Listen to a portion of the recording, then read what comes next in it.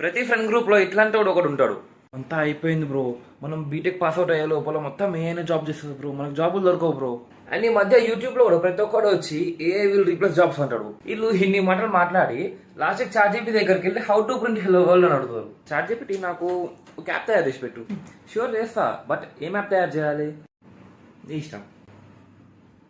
खराब हो जाएगा, मैं माँ अम्मा बहन पे आ जाऊंगा, मैं इनकी अम्मा बहन पे आ जाऊंगा. నిజం చెప్పాలంటే ఏ ఎంత ఓవర్ హైప్ అయిపోయి ఉందంటే, ఒకడు యూట్యూబ్ లా ఇంకో 4 రోజులు అయితే భూమి మీద మొత్తం మనుషులు ఉంటారు ఏనే ఉంటారు అంటాడు. రియాలిటీ ఏం చేస్తుంది, నువ్వు ఏం చెప్తే అది చేస్తుంది. అసలు నీకే క్లారిటీ లేదు నువ్వు ఏం చేయాలో. అప్పుడు ఏకేం వస్తుంది. ఇక అసలు ఏమనుకుంటున్నావు నువ్వు? ఏనే ఐడియా రాసి, ఏనే కోడ్ రాసి, ఏనే డెవలప్ చేసి, ఏనే మెయింటైన్ చేసి నువ్వేం చేస్తావు? Screen shot తీస్తావా? ఏ నిన్ను రీప్లేస్ చేయదు. ఏ ఎఫిషియెంట్ గా వాడడం వచ్చినోడు నిన్ను రీప్లేస్ చేస్తాడు. అసలు ఏ ప్రోగ్రామర్స్ రీప్లేస్ చేస్తుంది అనడం ఎట్లుంటుంది తెలుసా? క్యాల్కులేటర్ ని వాడుకుని మ్యాథమెటిషియన్స్ ని రీప్లేస్ చేస్తుంది అన్నం అన్నట్టుంటది.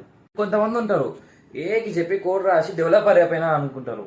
ఆ కోడ్లు ఎర్రర్ రానంత వరకు బాగానే ఉంటది. ఒక్కసారి ఎర్రర్ వచ్చిందా వీళ్ళకి ఏం చేయలేరు, వీళ్ళకి ఏం చేయాలో అర్థం కాదు.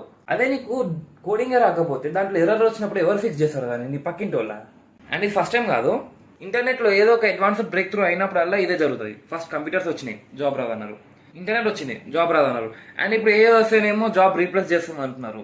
ఇది ఎట్లుంటుంది తెలుసా? సేమ్ స్క్రిప్ట్ ని డిఫరెంట్ లాంగ్వేజెస్ లో రీమేక్ చేసినట్టు ఉంటుంది. అండ్ ఇన్ ది ఎండ్ ఏ అనేది ఒక టూల్. దాన్ని స్మార్ట్ గా వాడితే మార్కెట్ లో నీకు ఒక వాల్యూ ఉంటుంది, నీకు జాబ్ వస్తుంది.